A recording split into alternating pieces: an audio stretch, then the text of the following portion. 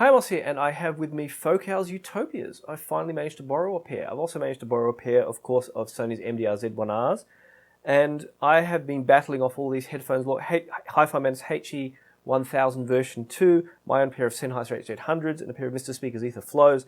I've been having a fantastic time listening to all of this, and Focal, you know, they're a well-known high-end speaker manufacturer. They're well-known for their, Utopia speakers. Small and up to the grand Utopias, which, funnily enough, have been on displayed at every single Tokyo Fuji AVIC headphone festival. So, considering that, maybe it's not so much a surprise, but you know they already made some less expensive headphones, which were pretty decent, and they've gone through a bit of drama with all that, and now they've come out with these amazing sounding and amazing looking headphones. And I first had the chance to audition them at the Headphone Wikia Meet in San Francisco. And there I got to plug them into a lot of different equipment, and there was they're obviously extremely capable headphones. But what I wanted to do is, as capable as they are, they've had some criticisms about the tonal balance and how do they actually sound when you compare them to other headphones? And comparisons are evil. Once you start listening to a pair of headphones and get used to them, it's okay. Listening to other headphones can ruin that. But I've had the chance for a couple of weeks to have a really good listen, and well, let's just start with how well they're assembled. I mean, they're a fairly conventional design. You have your big, thick, chunky head pad. You have yokes that slide in and out, click in and out of the head pad, and you have fairly conventional cups and fairly conventional design. I mean, it starts to look unique when you see these nice carbon fiber yokes that they have, and these are $4,000. And the quality of materials, you have metal here. Everything is very nicely machined, very well put together. Everything fits perfectly. There's not an inaccurate fit on anything on the whole pair of headphones at all. The pads are kind of nice and plush. It's hard to see. I'll give you a close up a bit later of the inside of the cups. Even the materials in there are all very carefully machine milled and assembled. Everything fits together with beautiful, beautiful precision. You have metal ring here, which I guess holds the drivers inside. You have beryllium drivers, which is what they use on their high-end speakers. Even down to the grill, everything's just absolutely well screwed together. Even down to the Lemo connectors. Now, Lemo are a very famous brand. I think the last time I saw them on a pair of headphones was Sony's very famous Qualia headphones. They're a company that only makes connectors. They make nothing else.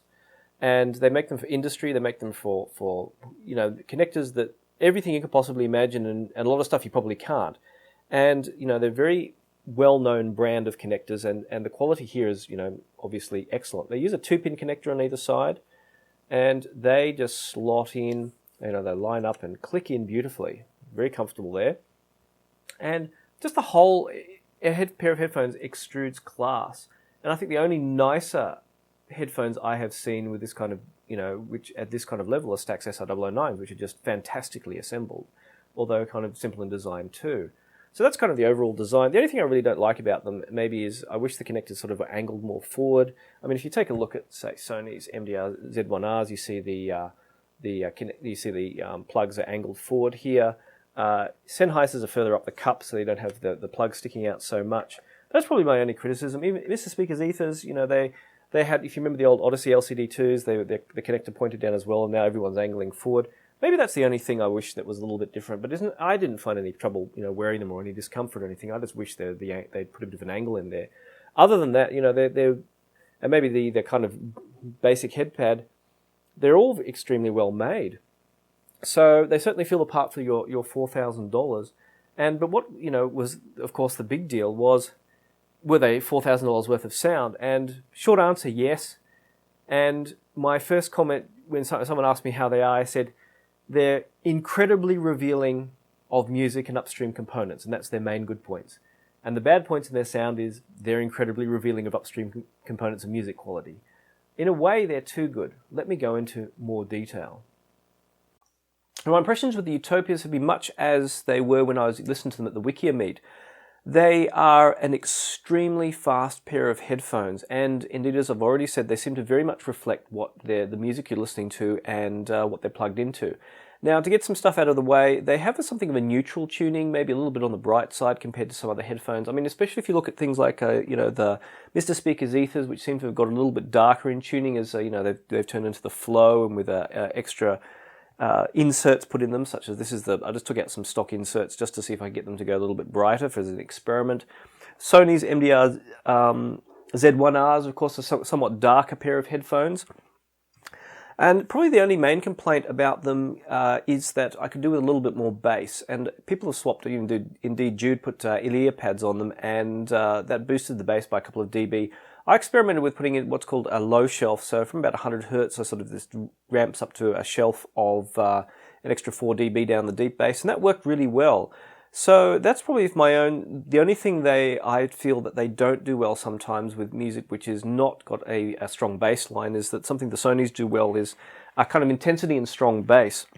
But other than that, the sheer speed and the sheer level of resolution these headphones have, I mean, I wouldn't have done this review if I didn't have a system like I do now with the Yggdrasil and the Studio 6, simply because when they weren't plugged into a system, even a Cord Dave, which I'd expected had a pretty good headphone amp, but doesn't seem to have as good a headphone amp as possible, it didn't seem to get the maximum resolution out of these that these were capable of. It's such that, to use a crappy car analogy, if these headphones along here were all like top-of-the-line sports cars, your Lamborghinis, your Ferraris, Porsches, McLarens, or what have you, this would be an equivalent of terms of speed a Formula One race car, or I should say equivalent in terms of response. The sheer level above these other headphones is truly amazing. To put it in comparison, probably something that'll make more sense to people is I was listening with the Utopias and then I put on the HD800s, and the HD800s in comparison sounded like they were delivering only a flat wall of sound. And if you're HD800 only, you're probably thinking, what the heck? But that's literally how it felt after listening with the Utopias. The level of resolution was like, you'd have them on and be listening to, say, a good regular 2-channel stereo recording, and you'd have a note played on one side, and you could hear the note, an individual note traveling across the soundstage, and bouncing off the walls and that kind. So in a really, really excellent recording, you could actually, it felt like you were hearing the notes moving across the stereo soundstage, and I've never heard that before. You'd hear so much into recordings. Say electronic stuff like one of the old favorite classic ways of classic questions is, have you been spongled? And Spongle is the Are You Spongled album, for example, is just a classic psychedelic album, and you can hear so far into the mix. You can hear every single bit of music as it starts and stops as it was mixed in. You can hear so far into it, it's ridiculous. And it's like when you've listened to one of your favorite pop tracks in the car for so long, and then you suddenly hear it on a high-end system, and you hear it kind of everything more separated out. Well, this was yet another layer again, where you hear, each bits of the mix and everything going on inside. And it's not so much this detail, but kind of the one of the other complaints that has been about them is they can sound a little bit closed in, and some of that's probably the tuning, because fairly flat neutral tuning does sound a little bit closed in. The interesting thing was I had that initial impression when I plugged them into the Studio 6, and I'd had the Studio 6 and the Yggdrasil only on about a couple of hours. And then I left them on for a day, and the next day when I plugged them in, that sort of closed-in feeling disappeared. And I've never had that radical a difference with the Studio 6 warmed up or not warmed up. I mean, it sounds better when it's warmed up, but it didn't sound that much better than it did when in these circumstances with these headphones. Now, in comparison with other headphones, I mean, I said the HD800s sound flat in comparison, and it's primarily that sort of sense of depth, like each note has its intensity all the way through the kind of distance from, your perceived distance from your head. And the only pair of headphones that came kind of close was the HE1000 version 2. And, in the past I've probably said it in my review, it's difficult to describe a kind of electrostatic-like presentation that these have if you haven't experienced it. So, I think there's an assumption to a degree, if you want really ultimate resolution, you have to go with kind of SR009s and that Stax presentation, which is kind of light and airy and doesn't seem to have impact. And, as I said before, I hope that you could get that kind of impact, but get both the kind of delicate presentation and the impactful presentation from a pair of good planers, and I hope that these would come close. These are also a little bit bass light in some respects. I mean, they can deliver some uncanny realism, as I found out listening to Dead Can Dance. But They don't have that real kind of punch and impact. And the thing about these beryllium drivers is they're dynamic drivers. They give you the punch. They give you the speed and the detail all at the same time. And again, only maybe the little bit of bass lacking. With something which has been recorded with stronger bass, like some of the modern acoustic stuff, Chesky binaural being a prime example, where there's a strong bass line, there's not an issue with the tuning of these.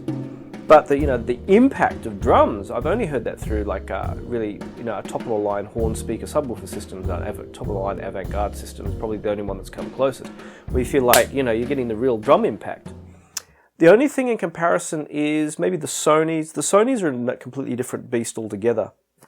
They have a very kind of funny, deliberate tuning, which is not neutral at all. It's warm, but with a kind of forward mid-range. I suppose an M tuning, you imagine an M, there's strong bass, there's a strong mid, and there's, well, not so much a strong treble.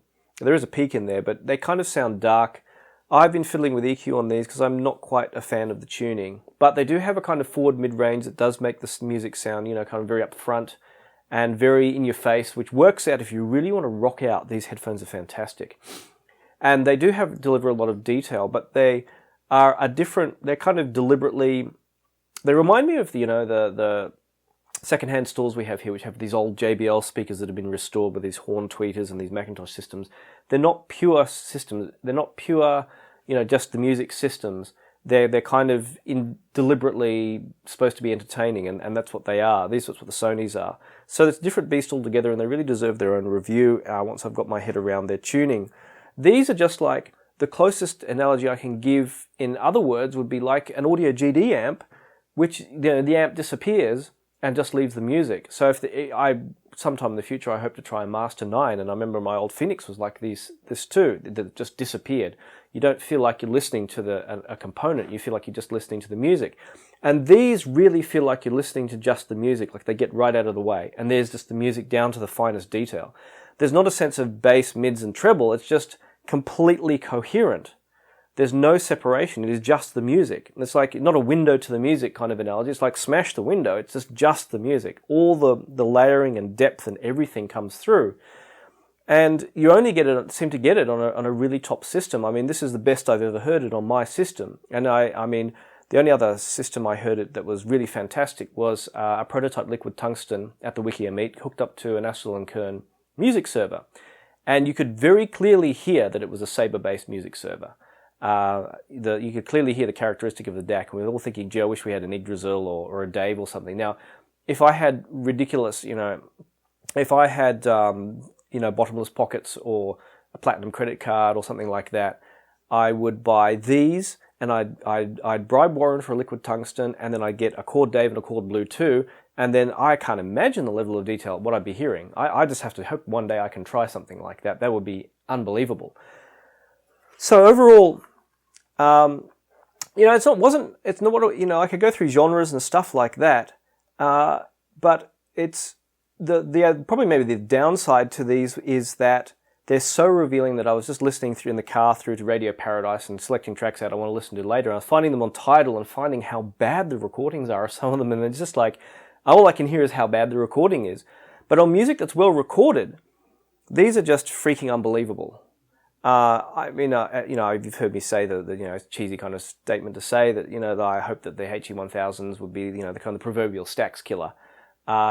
It's a cheesy statement, but I hope that they'd be the one to say, okay, I really, really, really don't need a Stax system. And they're pretty much getting there.